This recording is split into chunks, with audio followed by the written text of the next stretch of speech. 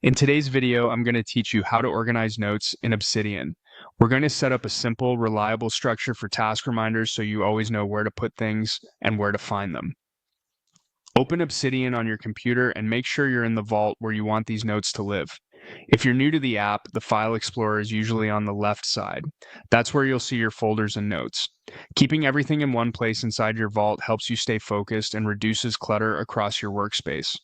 Start by creating a new folder. Look for the New Folder option in the File Explorer and create a folder named Task Reminder. This will act as the home base for the notes we'll use day to day, week to week, and month to month.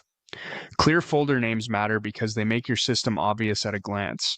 If you prefer, you can use a naming convention like 01 Task Reminder to keep it near the top, but the exact name is up to you.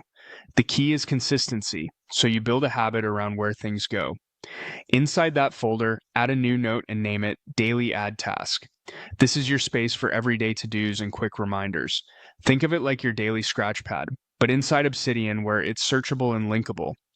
Many people like to use simple checkboxes for items they want to mark as done, or add a short heading for the day to keep things tidy.